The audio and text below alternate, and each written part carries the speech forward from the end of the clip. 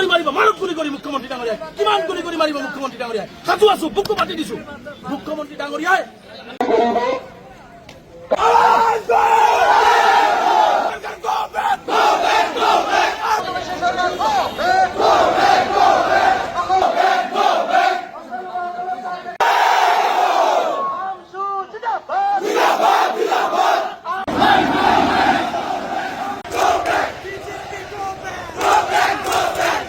যি ধৰণে মানুহক গুলি কৰি মাৰি আছে যি ধৰণে আত্মহত্যা কৰাবলৈ বাধ্য কৰাইছে আজি গতিকে আমি আপোনালোকক আমি অনুৰোধ কৰিছো আপোনালোকে প্ৰশাসনৰ মানুহ আমি সহযোগিতা আপোনালোকক কৰিম আপোনালোকে আমাক যাব দিয়ক আমাৰ গণতান্ত্ৰিক আন্দোলন কৰিবলৈ দিয়ক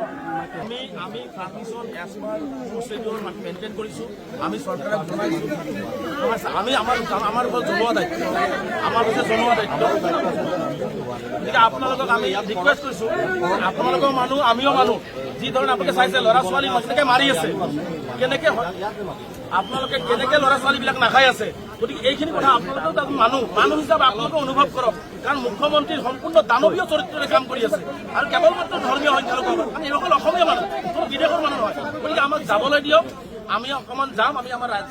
ছাত্ৰ বিষয়ক আমি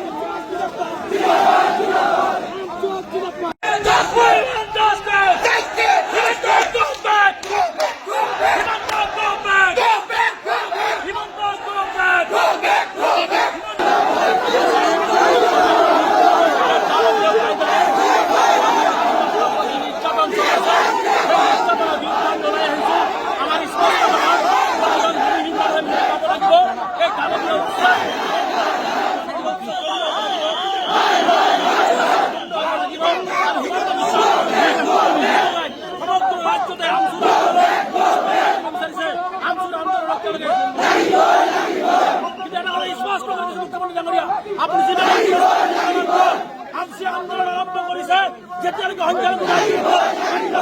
নহ'ব তেতিয়া ভয়াৱহ আন্দোলন চলি থাকিব বাধা দিয়া হয় মানে আমি কৈছো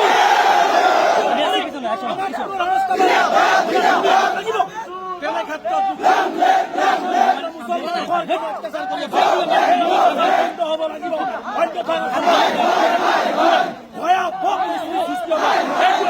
ভয় খাইছে নোটিছ দিছে